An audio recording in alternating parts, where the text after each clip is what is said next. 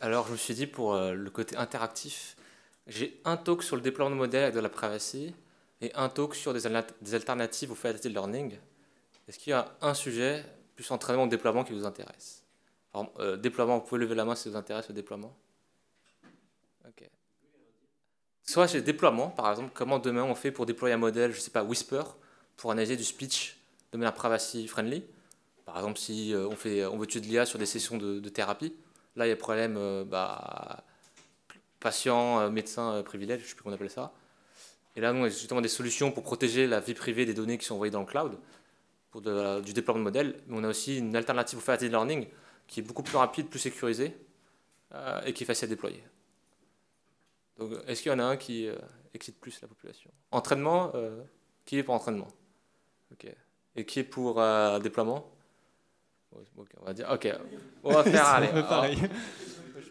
Ok, bon, allez, je vais faire l'entraînement. Après, les solutions de déploiement sont aussi disponibles. Ça marche? Attendez, attends. Par contre, ouais, non, si tu l'as pas mis, hop. Ok, super.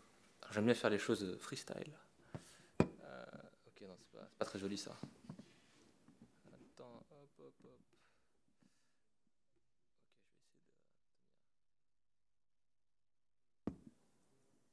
Ok, là c'est mieux. Ok, donc la problématique qu'on va aborder, c'est la problématique de l'entraînement à plusieurs. Comme vous connaissez, ce sont les problématiques de facultative learning. Imaginons par exemple que plusieurs hôpitaux veulent entraîner un modèle de détection du cancer du sein. Comment on fait pour entraîner cet hôpital entre différents hôpitaux, sachant que c'est des données assez sensibles, et donc pour des raisons assez évidentes, on n'a pas forcément envie de les dévoiler aux autres. Et une technique que vous connaissez potentiellement, c'est le facultative learning qui répond à ça. L'idée, c'est une technique développée par Google, et l'idée, c'est qu'on ne fait pas bouger les données, on fait bouger les poids du modèle et les gradients. Donc, si j'ai un data scientist d'une startup qui veut entraîner un modèle sur différents sites, ce qu'il peut faire, c'est qu'il envoie son modèle à un agrégateur. L'agrégateur va dispatcher le modèle à chaque hôpital. Chaque hôpital va entraîner son modèle localement, faire remonter les gradients à l'agrégateur. L'agrégateur va agréger les gradients, updater le modèle et renvoyer le modèle updaté chez tout le monde. Donc vous voyez, ça peut marcher parce que les données ne transitent pas directement. Et donc, dans un sens, on protège la vie privée et les datasets. Mais dans les faits, c'est plus compliqué que ça. Il y a une problématique, c'est le déploiement. Dans le schéma que j'ai montré auparavant, tous les hôpitaux doivent avoir le hardware et le software pour runner l'entraînement. Donc vous imaginez un GPT-3 chez chaque hôpital, c'est pas forcément leur métier. Et en plus, il faut le déployer, il faut le maintenir, etc. C'est compliqué. Problématique de communication. Les gradients bougent. Un gradient d'un GPT-3, ça fait du monde. Et si on a 10 hôpitaux, ça fait 10 nœuds qui font bouger beaucoup de données, ce qui peut être très complexe à mettre en place en pratique. Et même si ça a l'air sympa d'un point de vue sécurité et privacy, les modèles et les gradients contiennent des informations sur les datasets originaux. Les attaques ont été montrées pour reverse engineer les données initiales à partir des gradients. On peut mettre de la différence à privacy pour limiter ça, mais après on perd en performance, etc. Et il y a une autre problématique, c'est sur l'intégrité du code et des données. Ça veut dire, si dans le schéma précédent, on ne sait pas qu'est-ce que les gens vont faire, on n'a aucune preuve qu'ils ont mis les données qu'ils ont dit qu'ils allaient mettre, ou qu'ils ont suivi le protocole qu'ils ont dit qu'ils allaient suivre. Et donc pour répondre à cette problématique, il y a une technologie qu'on appelle le confidential computing. Je pense que peu d'entre vous connaissent, mais l'idée c'est que c'est une technologie basée sur du hardware pour protéger des analyses de données sensibles.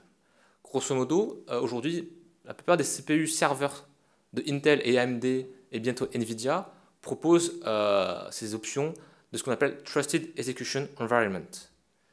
L'idée c'est que ces processeurs ont une particularité, c'est qu'ils peuvent créer des sortes de boîtes noires sécurisées qu'on appelle une TEE, Trusted Execution Environment. Et l'idée, c'est que ces endroits, c'est un peu des coffres-forts qui fournissent des protections matérielles de telle sorte que les données à l'intérieur qui sont manipulées ne sont pas accessibles à la personne qui fournit ce coffre-fort. Ce qui veut dire, si demain je veux analyser vos données avec, je ne pourrai pas lire vos données tant qu'elles sont analysées à l'intérieur de ces environnements, grâce à des propriétés d'isolation et de chiffrement de la mémoire, comme on va voir. Et deuxième propriété très importante, c'est qu'on peut avoir une preuve cryptographique, technique, qu'on discute avec une TEE à distance, avec une enclave à distance. Et donc, c'est super intéressant, on va le voir pourquoi, parce qu'on peut avoir des preuves que le serveur va exécuter un code que l'on connaît et qu'on trust. Ce qui aujourd'hui n'est pas une propriété qu'on a en général. Demain, vos données se baladent sur Internet, vous ne savez pas ce que fait Facebook, vous ne savez pas ce que fait Stop Covid, vous ne savez pas ce que fait Google, vous ne savez pas ce que fait Doctolib. Mais avec ces technologies-là, on a une transparence et une preuve technique qu'un code qu'on connaît va être exécuté. Donc, comment ça marche? Bah, grosso modo, vous avez vos données sensibles. L'idée, c'est qu'elles sont seulement manipulées dans l'enclave, qui est un peu un îlot de confiance dans une mer de non-confiance. Par exemple, dans un cloud Amazon, où vous ne savez pas du tout ce qui se passe. Mais l'idée, c'est qu'en fait, on pourra créer, à partir de ces solutions hardware, des environnements sécurisés qui bénéficient d'isolation de chiffrons de la mémoire. C'est-à-dire que même moi, si je suis administrateur d'Amazon, si j'essaie de lire le contenu d'une enclave d'un de mes clients, je ne peux pas, parce que le hardware va rejeter ses attentes. Ouais. Donc c'est une première probabilité qui est assez intéressante. Et l'idée, c'est que justement, si je veux entraîner un modèle sur des données sensibles, eh ben, je mets le modèle à l'intérieur d'une enclave. Comme ça, tant que le modèle et la donnée sont à l'intérieur, les administrateurs ne peuvent pas regarder ce qui se passe. Et donc on envoie de manière chiffrée. C'est des chiffres à l'intérieur, donc là c'est protégé. On fait les calculs à l'intérieur. Et par exemple, si je veux redistribuer les poids à l'hôpital, je rechiffre les poids, je renvoie à l'hôpital, et donc à aucun moment la donnée n'est exposée. Je vais montrer des exemples après. Mais par contre, il y a une problématique, c'est justement quelle preuve j'ai que, par exemple, je sais pas, un Doctolib utilise une enclave. Parce qu'il peut le dire qu'ils le font, mais qu'est-ce qui me le prouve qu'ils le font? Et quand bien même utilise une enclave, si je mets un code malicieux dans l'enclave, qui leak toutes les informations de l'enclave à l'extérieur, ça ne sert à rien. Et donc il y a un mécanisme intelligent qu'on appelle l'attestation de code, qui permet d'être sûr que le code en face est celui qu'on pense. Donc avant d'envoyer les données, comment ça se passe? Moi je sais pas, un hôpital, je veux utiliser l'API de Doctolib d'analyse des documents, qui est super, ça passe de données non structurées à structurées, ou je sais pas, ou de speech to text, ou je suis Google, etc. Enfin, l'idée c'est, dans une première étape, l'enclave, donc ces CPU particuliers, ont des instructions spécifiques qui permettent de créer une sorte d'identité de l'enclave, qui contient notamment le hash du code qui est à l'intérieur, d'autres propriétés de sécurité, le firmware, etc. Et le tout va être signé par une clé qui est dérivée de secrets gravés sur le hardware. Ces secrets-là sont notamment tamper-proof, ce qui signifie que même si moi j'achète le CPU demain, eh ben, je ne peux pas forger des signatures parce que ces signatures sont générées à partir d'une clé qui ne m'est pas accessible à moi. Donc là, en gros, il y a une sorte de carte d'identité qui dit « je suis une enclave avec le bon code » et je l'ai signé enclave de NVIDIA, on va dire. On renvoie ça à NVIDIA.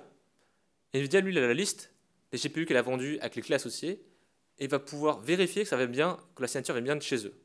Et à la fin, on dit « ok, ça c'est bien une carte d'identité, un peu vraiment comme un principe de carte d'identité, on va dire. » Et il va dire « ok, c'est bon, ça va bien de chez moi. » Après, on redonne ça à l'utilisateur qui lui va dire « ok, je parle avec l'enclave avec le bon code. » Et comment je fais pour savoir qu'il y a le bon code? En fait, il y a un hash. On va mettre le hash dans la carte d'identité. Et en fait, les gens peuvent prendre le code initial, recompiler, recalculer le hash, et après, ils vont pouvoir l'observer en temps réel. Donc, j'ai parlé de beaucoup de choses, mais c'est bien de voir avec une démo. Donc, si vous voulez, j'ai une petite démo sur Gradio qui illustre comment ça marche. Et vous pouvez regarder là-dessus. Je vous laisse 30 secondes si vous voulez.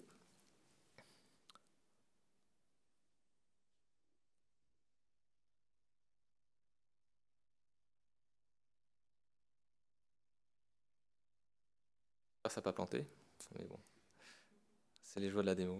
Hop, donc moi aussi je vais y aller. Alors, ok. Donc, on voit plus mon écran, non? Ah bah zut. Attends, vous voyez mon écran avant ou... Attends, depuis le début, on voyait bien mon écran? Ah ok. Ok. Alors voilà, donc là c'est une petite démo sympathique. Alors c'est un peu dur de montrer c'est quoi l'effet privacy, c'est comme si je vous disais demain, ok je mets HTTPS, il y a un petit verrou, donc c'est un peu dur de faire un effet démo. Mais l'idée c'est qu'en fait justement, là j'ai mis 3 serveurs ici. Un serveur sans enclave, et ok j'espère qu'il réagit. Ok c'est bon voilà. Donc il y a un serveur sans enclave. Donc j'ai mis comment dirais-je, j'ai déployé un serveur qui met à disposition des modèles d'IA, mais qui n'a pas d'enclave. Et l'idée, c'est que le client pourra détecter qu'il n'y a pas de carte d'identité associée, en fait. C'est un peu comme quand vous allez sur un navigateur et vous allez sur un site qui n'a pas HTTPS, le navigateur fait « Ah, il y a un truc bizarre ». Là, c'est la même chose. Là, je peux détecter qu'en face, il n'y a aucune preuve que c'est une enclave, donc c'est red flag, et donc, il vaut mieux pas le faire.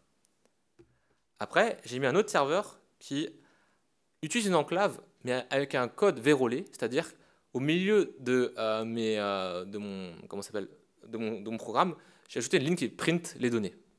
Et ça va être détecté parce que ça va changer la signature du code, comme je l'ai mentionné. Et donc là, par exemple, vous voyez qu'il y a un code attendu, un hash d'un code attendu. Ce hash-là est extrait du code open source qu'on a mis à disposition. Donc vous pouvez recompiler vous-même et vérifier que le code que je dis, c'est bien le bon. Mais justement, ça, il y a un code de référence et il n'est pas celui qui est observé. Donc, red flag aussi parce qu'on ne sait pas ce qu'il y a en face. Et là, il y en a un où il y a le vrai code qui est le bon, et là, c'est OK. Et là, par exemple, là, j'ai mis un modèle GPT-2 à l'intérieur. Et j'espère que ça tourne. Oui, ça marche. Wow, amazing. Voilà. Ouais, je dis ça parce que c'est un petit projet en Rust. Oui, youpi. Voilà. Mais voilà, c'est un peu comme ça que ça marche. Donc, alors ça, c'est pour le déploiement, mais ça vous donne un feeling de comment ça marche les enclaves. C'est quoi avoir des enclaves en face? Voilà, voilà. Et donc, là, j'ai parlé un peu de la technologie. Et là, maintenant, l'idée, c'est comment je peux l'utiliser pour faire de l'entraînement à plusieurs. Donc, on va prendre des solutions à base d'enclaves et on va les mélanger avec une solution pour de l'entraînement à plusieurs. Est-ce que c'est ce qu'on appelle, nous, le Fortified Learning? On a voulu créer un truc qui fait FL aussi, mais c'est pas la même chose. Mais c'est quoi l'idée? C'est très simple. On balance tout dans une enclave au milieu. Donc le data scientist et les hôpitaux vont uploader les données et les modèles de manière chiffrée à l'intérieur d'une enclave. On va déchiffrer à l'intérieur. Les données et les modèles sont protégés par l'environnement hardware. Et là, on va tout entraîner localement. Et c'est quoi l'intérêt? Déjà, de 1, on peut concentrer tous les efforts d'infrastructure dans un seul nœud. C'est-à-dire qu'on met tous les GPU dans un seul nœud, et comme ça, les hôpitaux n'ont pas besoin de le faire.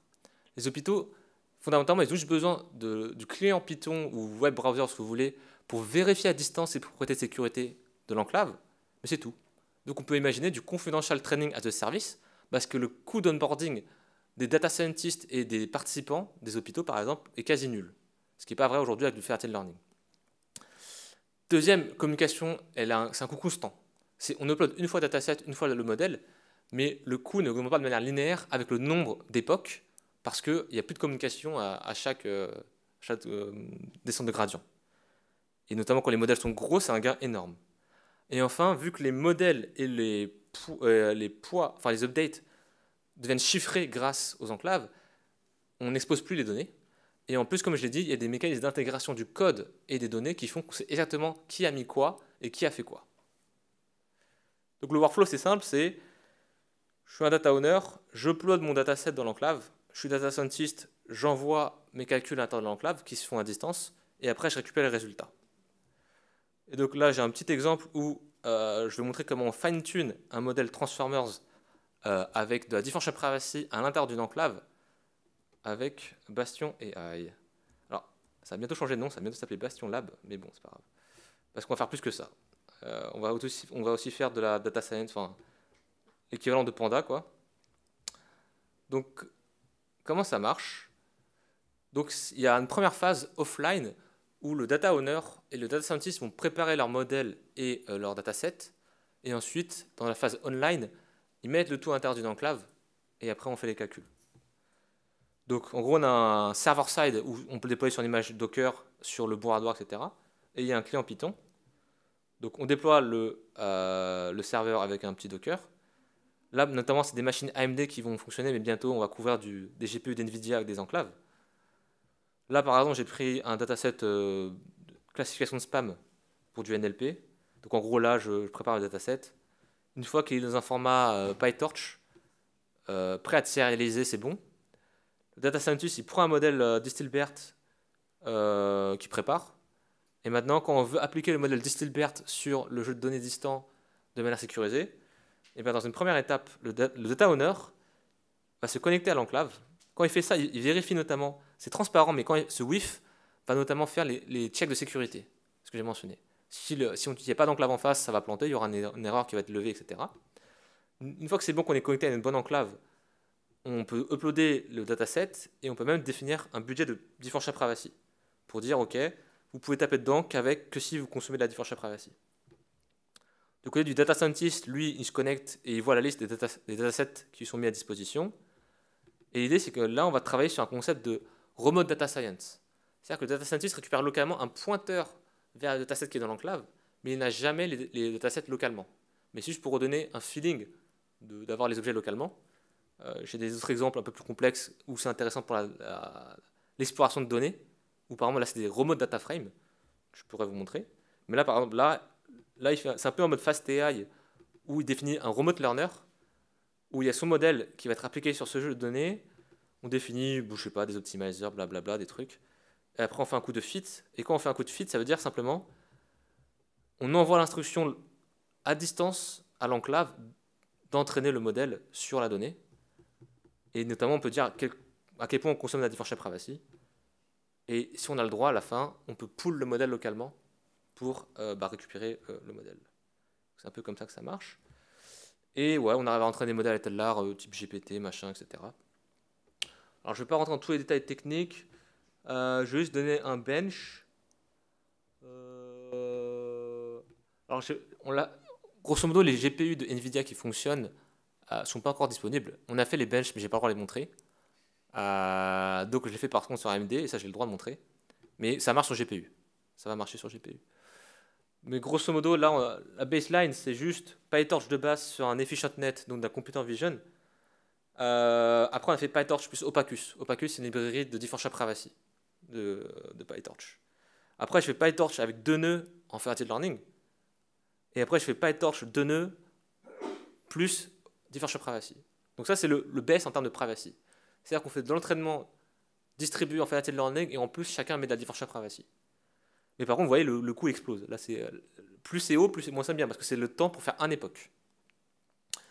Nous, par exemple, la version avec differential privacy et sécurisée, c'est 10 fois moins. Après, c'est mitigé dans d'autres scénarios avec un GPU, par exemple, où on est genre 3 fois plus rapide, ou l'autre 10 fois plus rapide. Mais voilà, ça donne des idées de l'ordre de grandeur. Et grosso modo, voilà, on a 2 repos. Donc, BlindAI, c'est pour la partie déploiement de modèle, ce que j'ai montré pour déployer GPT-2, qui marche très bien même. On a même testé récemment des Whisper, des GPT Neo à 6 milliards, etc. Et Bastion AI, c'est l'entraînement. Et voilà. Alors juste, dernière touche pour le fun.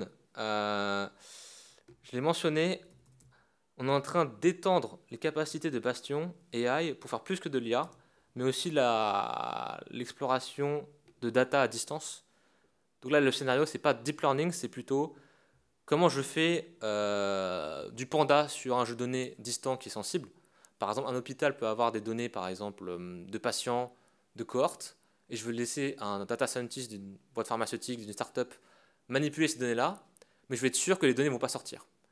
Et c'est pas du tout évident. Et donc là, l'idée, c'est que... parce que typiquement, si je mets à disposition un Jupyter Notebook, je suis un peu intelligent, si je veux entrer un modèle de deep learning, il y a plein de manières de faire rentrer ces informations du dataset dans les poids du modèle. Ou même si je fais de la data science classique, je peux par exemple afficher 30 lignes du dataset à chaque fois que je fais une requête et j'extrais de petit à petit le dataset à distance. Donc Jupyter, c'est pas forcément adapté, mais nous on a une version sanitized qui est Bastion Lab qui permet justement d'être sûr que des instructions spécifiques qui vont pas trop leaker les données vont être autorisées. Mais grosso modo, l'idée c'est Data Owner, il arrive, il met à disposition un dataset et il dit je t'autorise qu'à faire que des requêtes dont le résultat est une agrégation. Et si jamais tu veux voir des lignes sensibles, il faut que je me donne mon approval. Donc il va recevoir une notification et tout. Et par exemple, tu n'as jamais le droit de lire les colonnes sexes. Donc, par exemple, et là par exemple, le data scientist, il se connecte aussi à notre interface et il récupère un data frame local. Enfin, il récupère le data frame. Il récupère un pointeur vers le data frame distant qui behave comme un data frame normal, mais il y a juste les métadonnées. Par exemple, il peut voir les informations, etc. Et par exemple, s'il veut lire les 5 premières lignes, il envoie une requête au data owner qui lui dit « Coucou, je veux lire les 5 premières lignes, est-ce que j'ai le droit ?» Et là, le data owner doit dire oui ou non. Parce que ce n'est pas une requête qui est privacy friendly. Et si celui-ci est d'accord, il peut dire « Ok, je te les montre ». Si je veux faire des requêtes agrégées justement sur le Titanic, par exemple, là c'est le dataset du Titanic, je peux faire la même chose. Il définit sa requête et il l'envoie. Et là, par exemple, vu que la requête est privacy friendly parce que c'est des résultats agrégés, potentiellement avec la différence chez privacy, ça passe tout seul. Si par exemple, ouais, celui-là, non, faudrait que je le modifie. Bon, après, il y en a plein. On peut faire de la data viz et tout. Enfin, on peut faire de la data viz, on peut faire tout ce qu'on a besoin pour faire de la data science à distance. L'idée, c'est qu'on a le même feeling que si le rate est local. Par contre, vu qu'on restreint les opérations qui sont possibles, le data owner a une bien meilleure visibilité de ce qui s'est passé et on peut mettre la differential privacy et on sait exactement ce qui est sorti. Et là, justement, le default, c'est le data scientist ne voit rien. Et si jamais il veut débugger et voir 2-3 lignes, on peut l'autoriser, mais sinon il ne voit rien. Et là, justement, ça répond à la problématique de privacy pour faire de la data science à distance. Ok, voilà. C'est tout. Merci.